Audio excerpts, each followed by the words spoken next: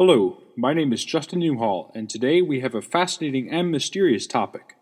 Today we are taking a look at a very special jar from the Incas. This is the whistling water jar. As I was walking around the David Osley Museum of Art's South American Artifacts section, this whistling water jar really caught my eye. At first I thought it was some sort of jar to store some kind of liquid in.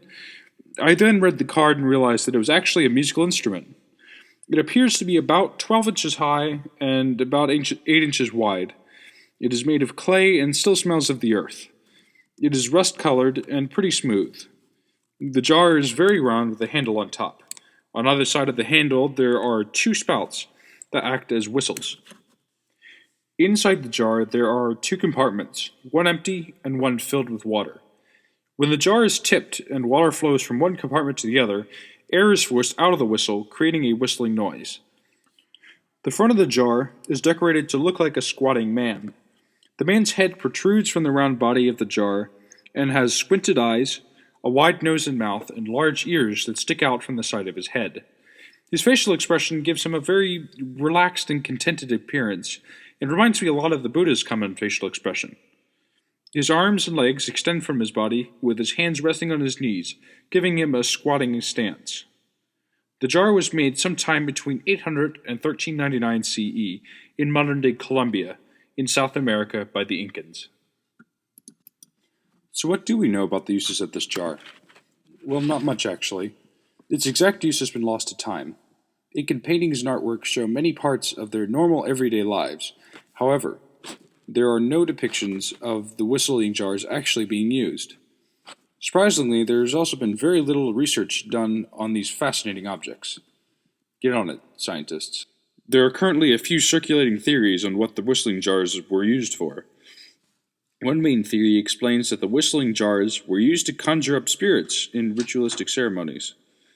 Brian Ransom, a ceramics expert and artist specializing in modern whistling jars, explains that among primitive Amazonian societies, whistles are thought to have the power to conjure spirits. He also explains that music, ritual, and contact with more than human realms are prevalent among indigenous South Americans today. We can speculate that these mystical religious beliefs were also prevalent in ancient times. Therefore, it is possible that the whistling jars were used in these ceremonies as they are in modern-day ayahuasca ceremonies today. This would also explain the decoration of the jar. The man that it depicts could be some sort of spirit that the jar was meant to conjure. It is also likely that if these jars were used ceremonially, then they probably would have been used by a religious leader, like a priest or shaman. Unfortunately, this is all speculation, so we cannot know all of this for sure. So what can we learn from an object that we know so little about? Quite a lot, actually.